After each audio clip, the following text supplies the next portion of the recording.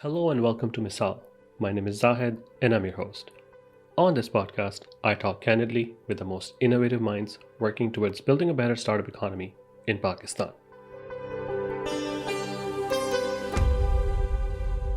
In this episode of the Misaal podcast, I invite you to listen in on my conversation with Saad Hasan. He's a venture capitalist at Pakistan's largest bank, Habib Bank Limited, where he invests in startups as part of the bank's venture capital fund. Our discussion covers the adoption of mobile apps in Pakistan, startup valuations in the current investment climate, what HBL looks for in a startup, and what kind of strategic role the bank plays in helping startups scale. Let's listen in. Welcome, Saad, to the Misal podcast. How are you? I'm very well. How are you doing, Zahid? I am doing excellent. Where are you joining us from?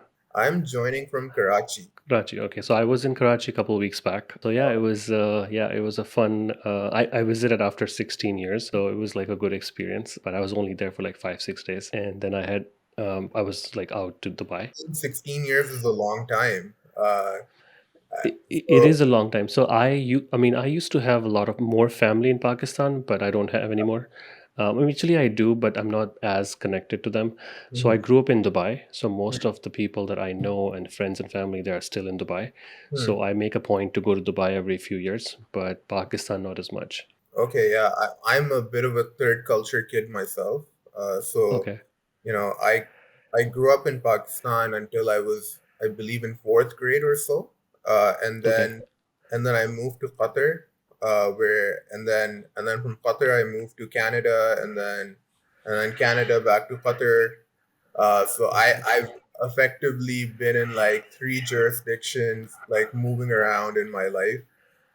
And then Okay. of course, like, after the American School of Doha, then I just basically moved back to England and to London, and then after London, effectively, moved back to Qatar for a bit, and then moved back to London Okay. again, then moved back to the US, and then came here, right? So I can totally Okay. understand.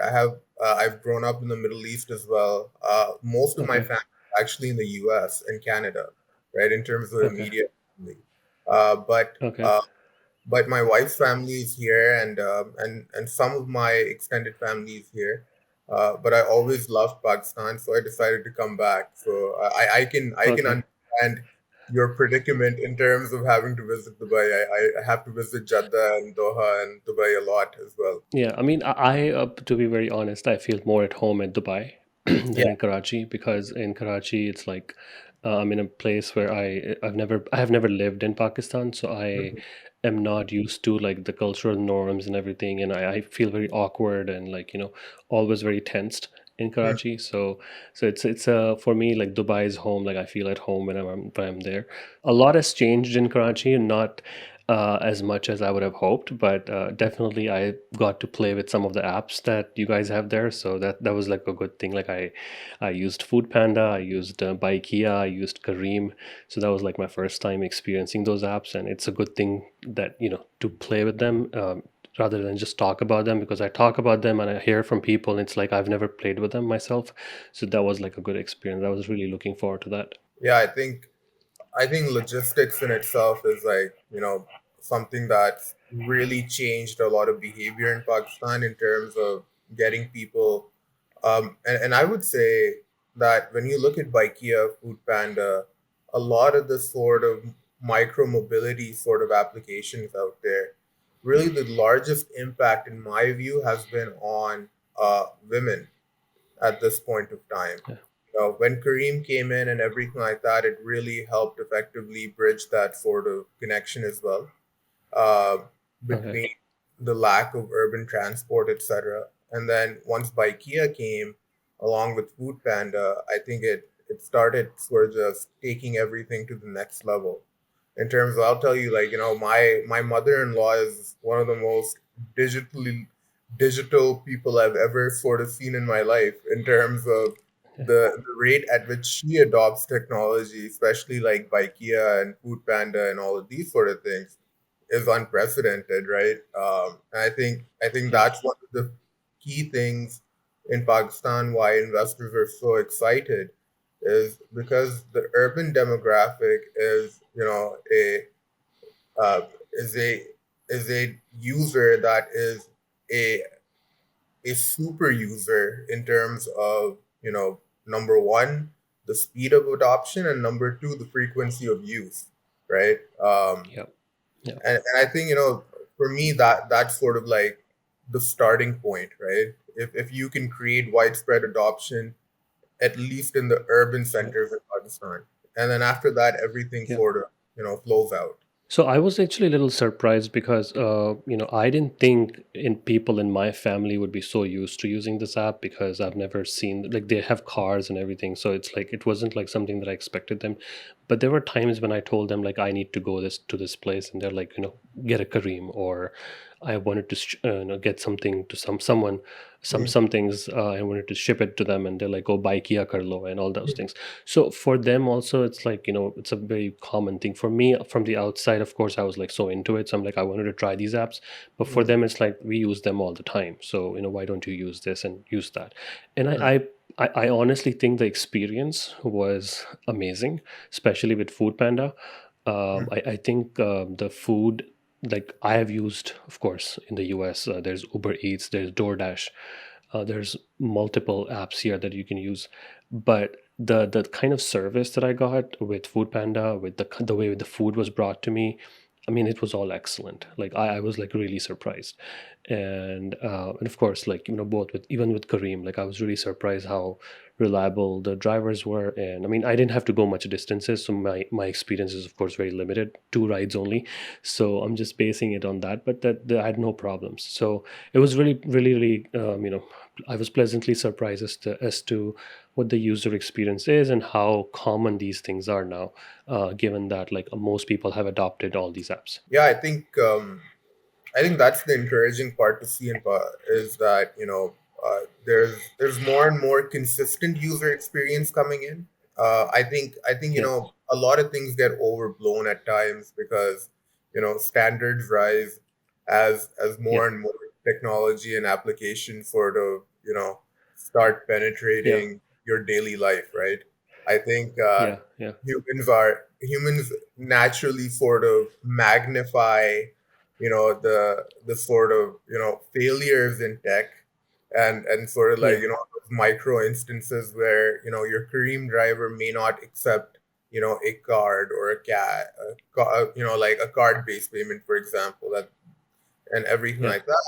yeah, And but generally I think it's more or less, the chances are and the odds are you're going to receive a good experience. You may not yeah, receive like the best experience in the world. It's not a limo at the end of the day, but yeah, yeah, it's still a nice, comfortable ride, and that's what they're promising, and yeah. that's what they're delivering. When it comes to Kareem and like transportation, so I used to work at Uber, so I Mm, have like kind of like an inside view as to how things work.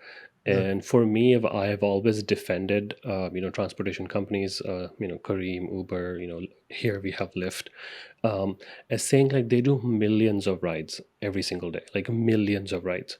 mm, Some of those rides are not going to be great for some mm, people, and I think that's an acceptable amount of risk that the companies are willing to take, as to like, yes, some rides are not going to be great, mm, for whatever reason, whether it's like a bad user experience, it's a bad experience in terms of like how reliable the app was, but something will go wrong.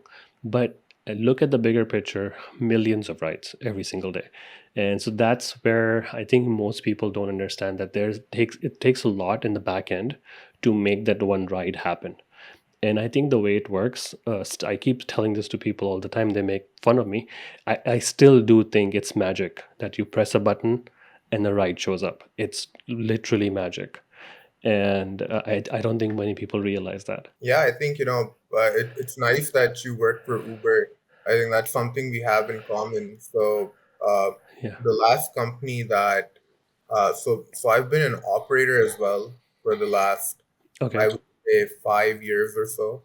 So Okay. in 2018, a group of friends and I actually started a company called Drop, JROP. And I think if you Okay. remember at Uber, you guys have a performance metric called pickup delay, right? Yes. And sort of. and sort of like, last mirror routing is effectively a problem, that doesn't go away with regards to, having a crowdsourced location engine at this point of time, but also, what we did is we built a augmented sort of last meter routing API, right? So when it comes to Okay. complex buildings like McCurran International Airport in Vegas, for example, being able to effectively, route passengers to open parking spaces in order to effectively get Ubers, Lyfts, everything organized.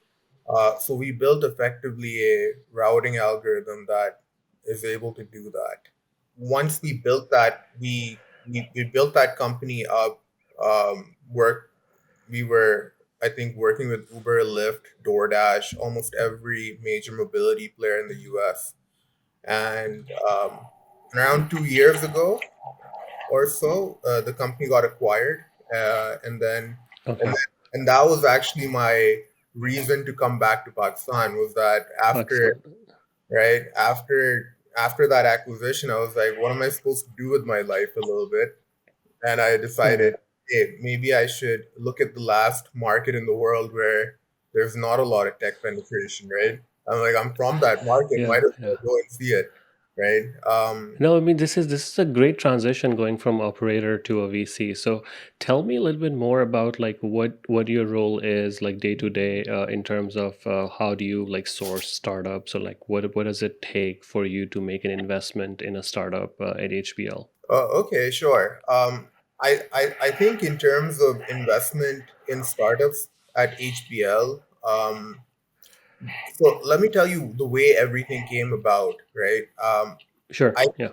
I think in terms of, so around 2 years ago or so, HBL effectively uh, started a VC fund, and Okay. that VC fund effectively the board asked the management, etc., that why don't you guys look at supporting the ecosystem here, especially in deals where HBL can effectively learn from uh, the new sort of emerging technologies that are going to be driving user behavior and consumer behavior going forward. And Right. that's where sort of everything started, right? And then Yusuf, uh, and I think you know Yusuf Hassan, he was basically I steering do. Yes. and everything. Um, so Yes. he's Yes. the I one. he visited here a few years back, and I took him around, and it was fun. It was nice experience talking to him about the ecosystem. Yeah, I think Yusuf is like a great proponent of the ecosystem.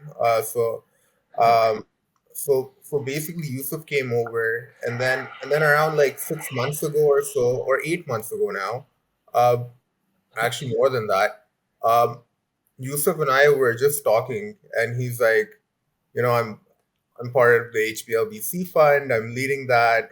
What do you think in terms of, having been an investor and operator, would you want to move back into the investing side in Pakistan? And I Okay. said, you know what, I've been an operator long enough. And here I was actually operating at Fori, which is the payments company here.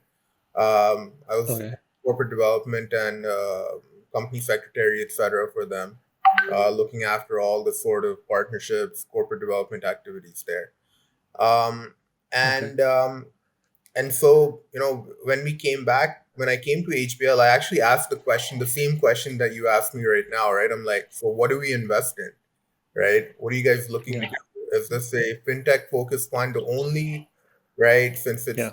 a bank and everything like It's a that, bank. Yeah. right? Yeah. And Yusuf was, uh, Yusuf said, no, I think, you and I agree on one thing, right? Is that everyone's banking everywhere but a bank, right? So I Yeah. don't, Yeah.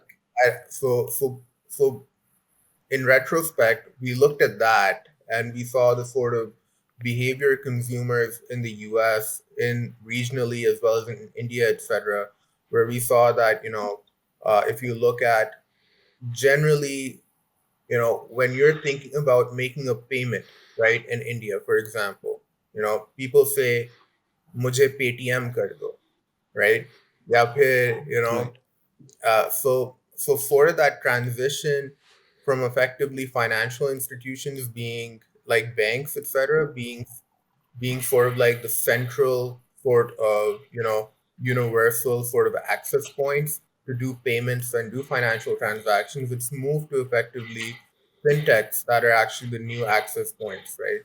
And in the Right. developed world, this is happening much more quickly than it is in effectively developed world, in the developed world, right? Today, you must Yeah. still use your Bank of America app in order to send payments, right? Uh, and you Yeah. have that sort of Zelle SDK in between it where you can use Zelle to do it. But the sort Right. of but the sort of access point is still Bank of America, right? Um, Right. Right. and of course, Venmo has sort of that Gen Z, Gen Y sort of, foothold. Yeah. But by and large, in Yeah. terms of transaction volume and value, you're still using bank apps, right? Um, Correct. Yeah. but in India, it's actually the opposite, right? In terms of you have the Paytms, the Phone Pays, the Google Pays that are actually, Yeah. the dominant apps, right? In terms of that's your access point Right. for the average Indian. Yeah. Um, and I Yeah. think with Rust and everything like that, which is very equivalent to UPI, by the way, in India. Right. So you're effectively going to look at that same transition, right? Where it's going to be, lots of fintechs that are not necessarily, financial institutions, uh, becoming, sort of access points for people. And and so we looked at that and we said, our sort of hypothesis is that we're very sector agnostic. What we really look at is, can there be a embedded finance or embedded banking angle here, right? That we can take. Uh, Generally, if you look at our investments so far, one is fintech and one is health tech, right? We may Yeah. also go for, Healthwire and Finja. yeah, Healthwire and Finja. Uh, Yeah. Finja is pretty self-explanatory in terms of the synergies that Yeah. we can create with them. We've got a 200 million credit line that we provided them as well, right? Yeah. Which is a lending line for MSME access and distribution of loans there, right? Yeah. But then there's also effectively, how everyone can use the HBL sort of infrastructure in order to scale, right? Because there Yeah. comes a point for every startup, and I've experienced this multiple times. First, as an investor, both venture capital and private equity, and then as an operator, is that post Series A, you're looking for inorganic sources of growth, right? That sort of Yeah. organic pipeline starts getting heavily sort of saturated with new entrants and incumbents. And really where Yeah. you're getting those super normal returns in terms of sales efficiency are those inorganic sort of pipelines now, right? And that's where Yeah. effectively HBL with its infrastructure comes in, and you're like, you know what? Right now you have a fully digital offering. Maybe you need to go and see how you can make it digital, for example, right? And add that physical aspect to it as well. And transition that sort of as a short-term tactical move to effectively access, you know, and use non-digital touch points in order to generate more user acquisition, right? It could end up actually Right. being, a cheaper alternative to effectively, a low conversion strategy, using Google Ads and Facebook and etc. and everything like that, right? Yeah. Yeah. So so there's and then so for us it's really about, number one, it has to fit in with how we can create a compelling sort of use case and usability between the two partners themselves. We are a strategic investor at the end of the day. And Yeah. number Yeah. and number two, effectively, I think it also comes down to how enterprise ready a startup is, right? uh, for me that's very very important, right? um, just because it makes no sense that you know you're not able to extract the most value out of this relationship right away, right? And if there's too much time in between, you being able to extract value from HBL, and when you're ready to effectively extract value from HBL, it can become a little bit, you lose momentum. And and in and in, and in startups and in tech, early stage, at least the way the ecosystem is right now, momentum is everything, right? So I think for me, that's sort of like, a taste of how we're looking at investing in things. Although we can even do pre-seed deals, for example, right? We generally come after the first round of funding, but we can do pre-seed deals as well. We can do seed Okay. round deals, and we are doing a few of those at this point in time. Uh, but uh, Okay. but generally, our sort of focus is pre-series A and above, right? Where we feel Okay. there's enough personnel now that there can really be a push to growth.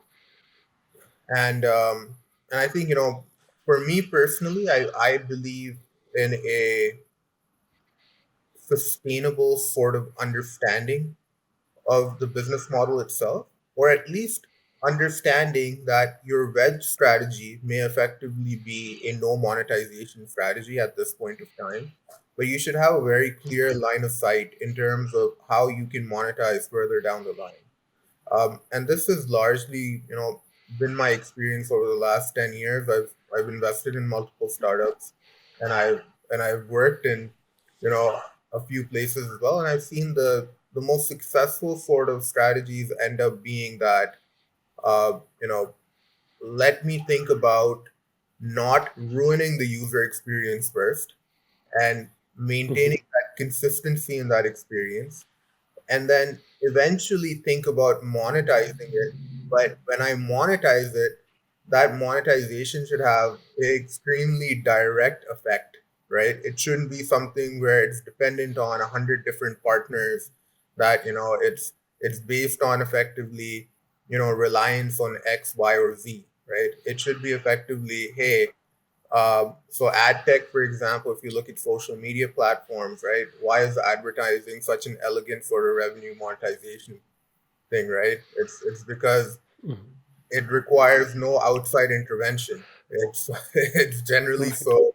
Yeah. um, so well placed. So I think, being able to do that very quickly and understand at least, where you're going to be in the next 3 or 4 years, and how you're going to effectively be placed in the ecosystem is very important for founders, and at least for me as an investor. As an investor right now, I'm sure you must have seen all these, startup funding announcements, and you Mhm. might wonder, like, how are these startups being valued? Because they're raising tons and tons of money, and one wonders if the valuations are like reasonable or not. So, what do you, in your experience, like, do you feel the valuations are a little frothy, and eventually it will die down? Because it seems like a lot of these startups haven't really figured out their business model per se, and they are just expanding right now. And series A, series B, and by series C they might need to show some sort of, like, revenue numbers to justify the valuation, because it makes it difficult,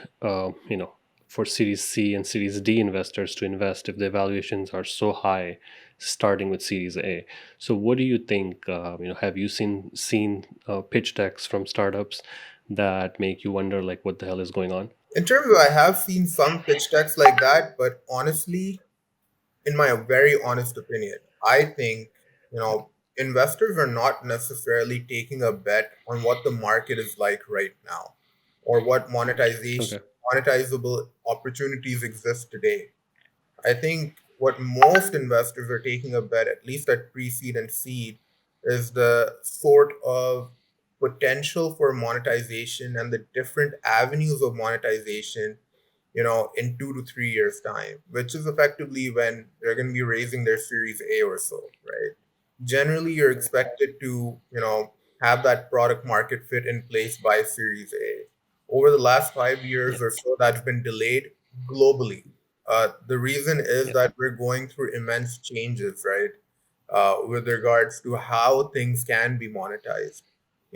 I think Jack Dorsey in a podcast with Kathy Wood, right, was talking Yeah. about how he would have done Twitter differently now that sort of, when you look at sort of Web3, right, has come into play, Yeah. right?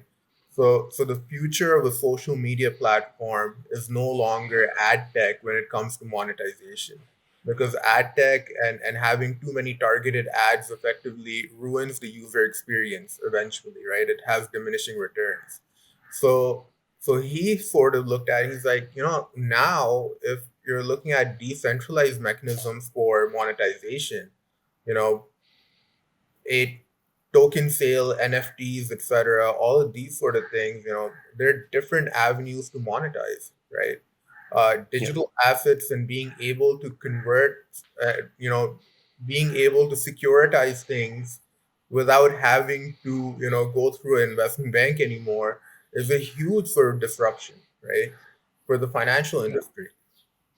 So I think, a lot of these startups, generally what they're waiting for, and they all have smart, patient founders, right, who understand that it's about access today and distribution today, right? It's about getting your product in the user's hand, right? And there's enough patient capital out there, and there may not be patient capital, but there's enough capital out there who can align with your vision. And I think one thing that has worked well over the last few years is that so many new sort of angel investors and pre-seed investors have come in who are not your traditional, I've given you XYZ, I'm going to get XYZ in return, in 5 years' time.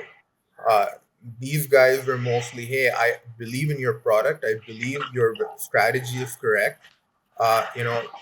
The market may be delayed, but it's always better to be early than it is to be late.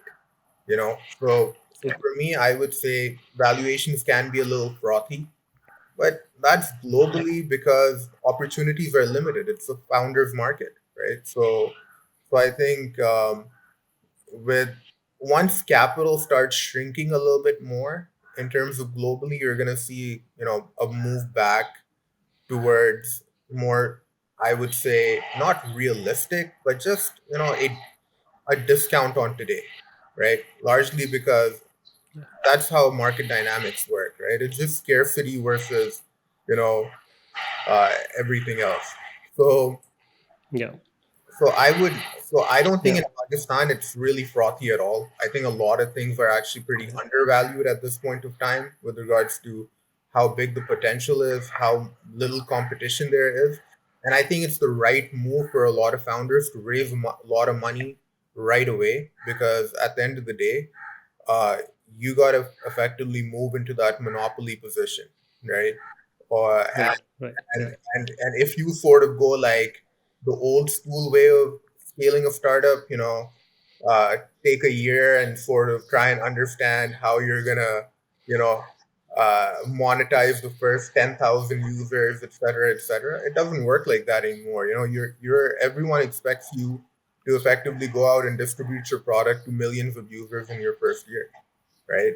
And that's right. Yeah, and um, and it doesn't work any other way. It's yeah. just the way it is. This market is ripe for blitz scaling, and that's why that's the dominant strategy. So I mean, yeah, the best time to raise money is actually when you don't need it. So I don't definitely don't blame the founders. I think they are doing a great job selling their the vision to the investors and like getting as much money as possible. Hmm, And yeah, in the past few months, like majority of the startups that have raised money have been like in e-commerce, B2B, Kiryana stores space, hmm. and so that's all good. I know that really needs to be digitized. As that entire industry really is ripe for disruption. But what do you think is not happening? Like, are there certain industries or startups that you wish people were trying to work on, or is there an industry or is a segment within e-commerce, for example, or within fintech that you don't see anyone working on, but I think it's a problem that should be solved? I think it's savings at the end of the day. We face an extremely high inflation environment today in Pakistan. Right. And one of the Okay. core things is providing access to effectively savings products, right? And I'm not talking about bank deposits Okay. or anything like that, right? I'm Right. Yeah. necessarily talking Yeah. about effectively, well allocated portfolios for inflation protection, right? A average Yeah. Pakistani today effectively requires an 18 to 20% return in order to maintain their net, net worth, right? And generally, if Right. you look at the in Pakistan investment bonds and etc. and everything like that, you're not going to get above 10.5%, right, in terms of your long-term PIB, Right. right? Right. Right. And so, when you have effectively a core inflation rate of 13% or more, right, with sort of like, a lot of the with exchange rate depreciation and everything like that, what you're really looking at is like, a requirement for an 18 to 20% sort of return every year. Yeah. And honestly, I don't see a lot.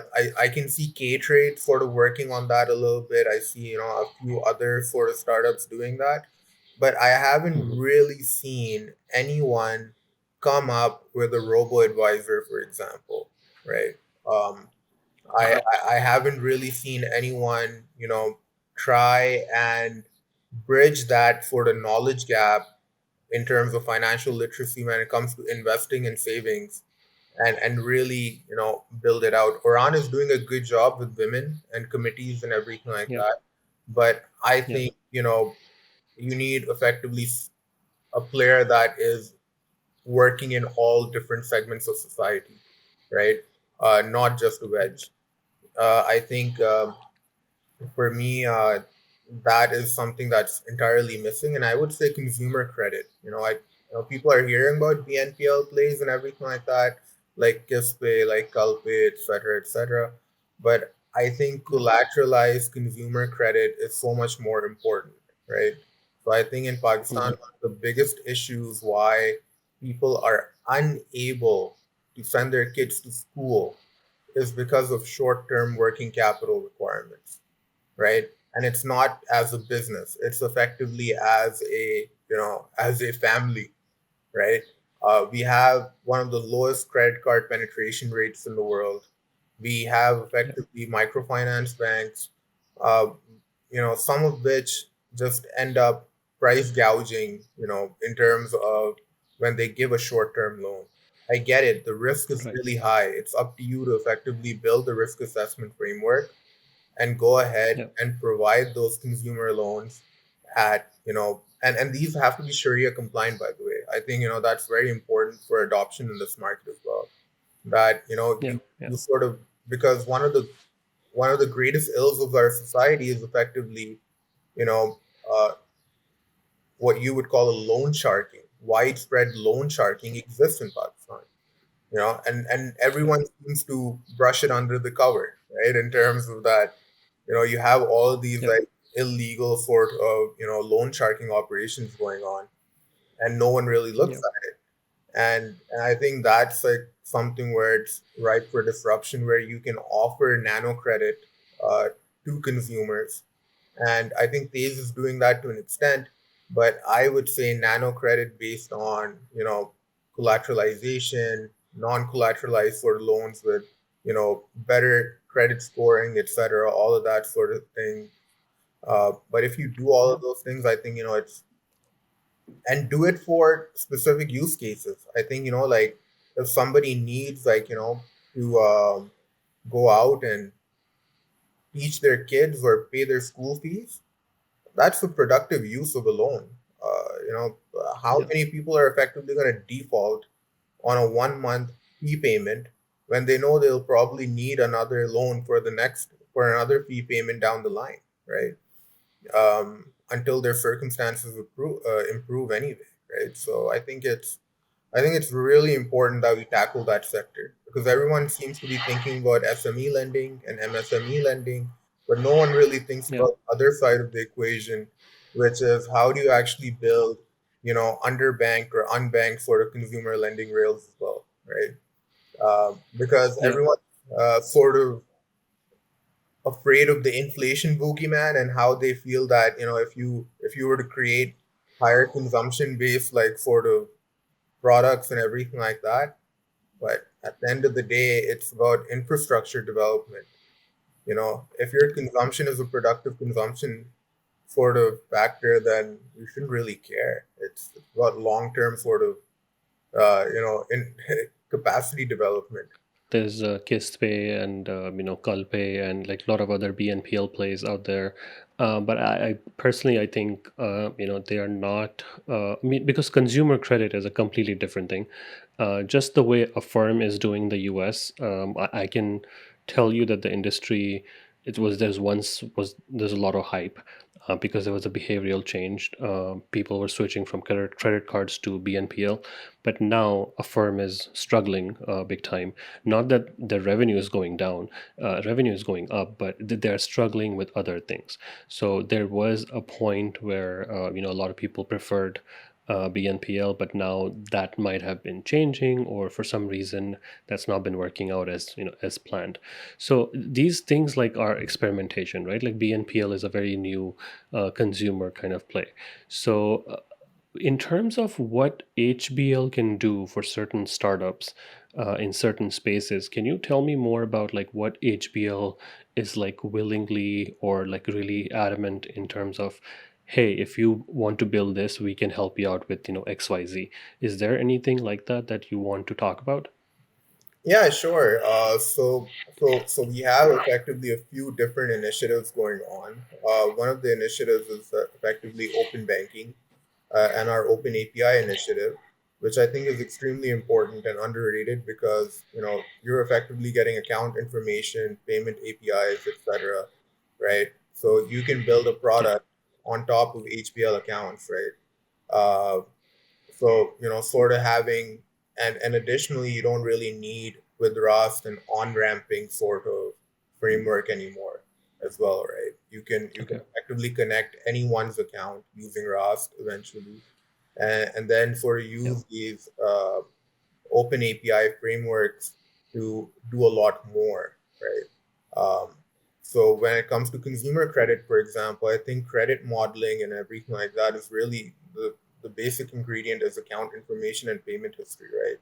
So right, you have to effectively think about how do you build credit models very, very effectively, but do them very, very quickly as well, right? And I think with sort of our information and data sharing agreements that you can do with us, uh, we can help you out in terms of being the largest bank in Pakistan, probably having 1 in 5 people having an HBL account in Pakistan, right? So right, so that's one thing. Additionally, we're also looking at lending plays, right? For example, so we're really interested where we are unable to lend in subsectors like MSMEs, right? SMEs and consumers and everything like that. You right, know, so we have effectively a fintech credit line of 1 billion PKR, right? That effectively is a revolving credit line. So that effectively means that a lot of lending startups have the ability, once they've proven out their model and they've shown us that that this is a high performing loans model, that they can effectively borrow from us and then deploy. So they no longer have to rely on raising you know extra equity in order to effectively deploy, right, right? And of course, as you know, the cost of equity is much higher than the cost of debt, right? So right, you're going to effectively look at it in terms of how do I become more capital efficient in my business, right? And that's where HBL is here, right, right? The role of a financial institution like HBL is to bring in capital efficiency, right? That's the mandate. yeah. That's why you get That's a meant, yeah, bank license and everything like that, and yeah, that's why we're working with startups to effectively, help them out. We also actually have a single window initiative whereby we've actually set up a dedicated team for startups in Pakistan to come to us, and you'll have a dedicated relationship manager who's part of the corporate and investment banking group, which means that this that anything that you want done, be it, you know, having a holding company effectively set up in Singapore, having a bank account in Singapore or Dubai or London or anywhere, HBL has a global presence. We can do that for you. Additionally, when it comes to, having registering your shares abroad with the SBP and everything like that, we're designated agents, so we can do that. So from day one, when you're receiving funding or when you're registering a company, to effectively, as you move forward, you'll have the support of HBL to effectively scale your startup, right? And that's sort of like Right. mini bank Mercury model within HBL, right? And Yeah.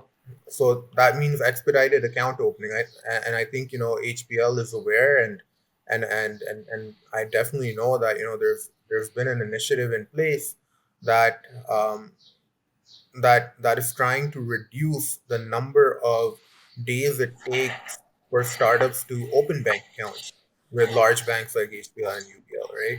And I think Right. we have a digital forum at HBL, right?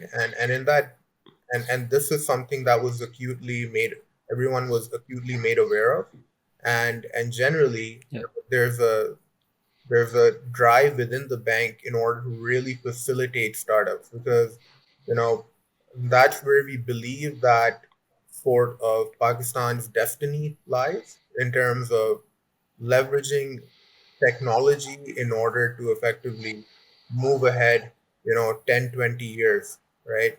Because Yeah. we are underdeveloped and we are behind, right? And we need to sort of Yeah. leverage whatever we can get in order to like scale forward. So I'm sure you probably get this question a lot when startups may be pitching to you or to HBL in indirectly. There always will be this concern, like, what if HBL takes my idea and builds on it, and I get left in the wind, right? So how do you tackle that? How do you approach that when a startup or a founder has a question about, like, hey, and I'm going to share all these data points with you, my pitch deck with you, and turns out, you'll say no to me, but then you will go ahead and start working on it. Like, do you face this kind of like a question or a concern from founders? So I think, the first thing I tell a founder, or the first thing that is agreed between a founder and HBL VC fund, when we are sort of engaging with each other and founders are sharing trade secrets and proprietary information, although I always recommend for founders not to overshare in your first few meetings. As an operator, Right. I've done this and I think I've regretted it with some sort of companies as well. Okay. And so I've Yeah. always told them, so you should be smart enough to not give everything in your pitch deck. You shouldn't be basically expounding on your you know network architecture diagram and your and your sort of like, hey, this is the sort of like, these are the frameworks that I use. This is my secret sauce. You shouldn't be telling anyone your secret sauce. That's yours to use, right? Right. But generally, I think my opinion, and Yusuf and everyone on HBL Ventures, is always going to protect that confidentiality. We don't, we're Yeah. not information merchants, and we don't sell that information within HBL, right? For us, it's our fiduciary duty to effectively make sure that we provide an opinion, and the best formed opinion when asked. But it's not my job to effectively go out and tell HBL to do something. It's effectively, Right. uh, I'm here to support the ecosystem in terms of, as an investor, as a venture investor, back the portfolio Hmm. companies that I invested in, help them out, and make sure that I'm building out everything that I need to build out in order to really scale their growth, right? But Yeah. but in terms of, a lot of founders come to us, they're very open, because from the get go, they understand that this information is not going to be acted upon. To be honest, Yeah. right? I think it's a huge misnomer to think that a large organization can act as quickly as a startup. I think this is Correct. the Yeah. fundamental difference between a startup and a large organization is, it's gonna it's the cold start problem, right? In terms of, Yeah. and so I think, your data safe, your information safe. You can tell me your idea. I don't really care. As long as you're executing faster than everyone else, you shouldn't care either. I usually tell this to someone if someone is talking to me about like, oh, if I do this, what happens if this? So it's basically the example here is, of course, what if tomorrow Google would come out and make the same thing that you're making? That's Well, one of the stupidest if questions. Google could make that, yeah, yeah, if Google could make that, Yeah, then they would have made it, yeah, exactly. right? They can't make it, right? There's a reason there are so many other apps built on, for example, the G Suite, right? The Google Workspace. So many apps within the whole ecosystem are being built, Hmm. but Google itself is not building those apps because it takes years, maybe not years, months for anything at Google to move. Startups don't work that way. You probably will ship in like a week. Yeah. So that's your basically unfair advantage when it comes to shipping, right? It's also So that's, yeah, of incentivization, I course. think. One Yeah, of the key things that everyone forgets is that, you know, as a founder, you have a large outsized return for effectively the same effort you'd be putting in working at Google or working on your startup on a product, right? If you really want to be right. a high performing, sort of guy or gal out there, right? Yeah, So yeah, generally, yeah, I always tell people, what's the monetary incentivization for teams working within large organizations to effectively like perform the same way a founder would do, you know, working with a large payout at the end of the day? You got to follow the money. yeah, At the end of the day, yeah, there's a world yeah. of difference when incentives are aligned and when incentives are not aligned. So whenever Correct. Yeah, somebody comes and tells me, hey, what do I how would I effectively, what if Google does this? I'm like, would yeah. would a guy at Google be paid as much as you would for doing it? They're like, no. No. I'm like, then forget it. Yeah. So one last question before I let you go. Of course, you have must have like seen or experienced the ecosystem since it started, like a decade ago. Over the years, is there something that is like you're really hopeful about that's happened over the years, and where do you think the ecosystem is going within the next 5 to 10 years? So for me, I think, it comes down to a few things that have happened in the ecosystem over the last few years, which I've really taken stock of. Number one, there was literally two VCs within the ecosystem before, right? I think two or three. Even regionally, when Kareem was coming out in 2014 or so, I think Mudassir was talking about this, was that there was literally three VCs to go to. I'm talking about Dubai and region and Pakistan. So imagine Pakistan, like there was like literally nothing to Yeah, go to. So number nothing. Yeah, one, you have so many more local investors today, right? In the last 2 years, you've probably seen like, a 8, 10 times, like an exponential increase in local investors versus like, the yeah, last 4 or 5 years even. So number yeah, one, there is availability of capital and interest from capital allocators to start looking at venture capital as a serious sort of place to park money, right? And the sort of value it creates for organizations and individuals, uh, in order to effectively make a difference and change effectively destinies, right? As well, I think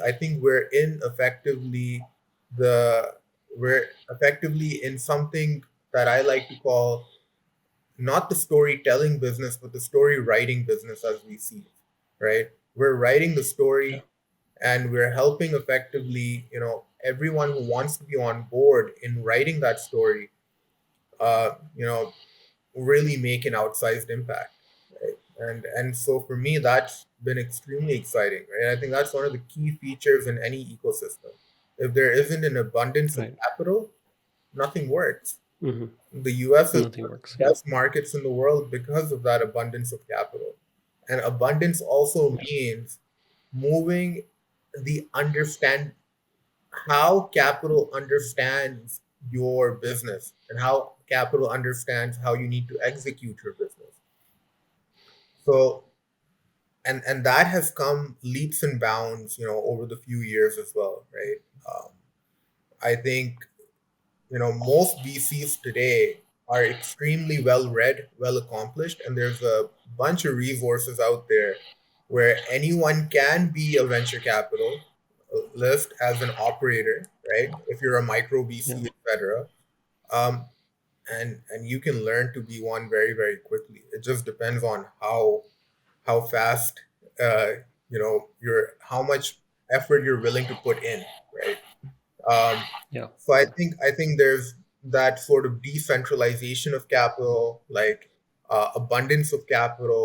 That's sort of been a major factor for me in the last 5 to 10 years, and then effectively also looking at it. I think with the policy reforms that the FCCP is doing, for example, along with the State Bank of Pakistan, as well as the government of Pakistan through the FTZA, for example, and everything like that.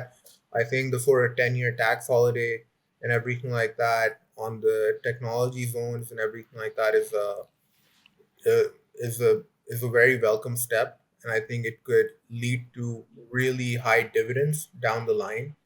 You've seen what the free zones have done for Dubai. I think I think that's a great sort of step going forward, especially if you want to be a tech-centric nation in Pakistan. Uh, and um, Yeah. and then, of course, the next 5 to 10 years, I think I would say no one can predict it. I would say that in the Yeah. next 5 to 10 years, we don't know where we're going to be, but hopefully we'll be in a better place than it is today. But what I know for sure Today. is that it's a demographic equation, and there are so many young people in Pakistan, and all those young people have so many hopes and dreams, right? and and Yeah. and I think every founder today needs to have a single north star metric, right? How are you going to enable the next Yeah. generation? What tools are you building in order to enable them? What platforms are you building in order Yeah. to give them opportunities to become, you know, to become productive members of society?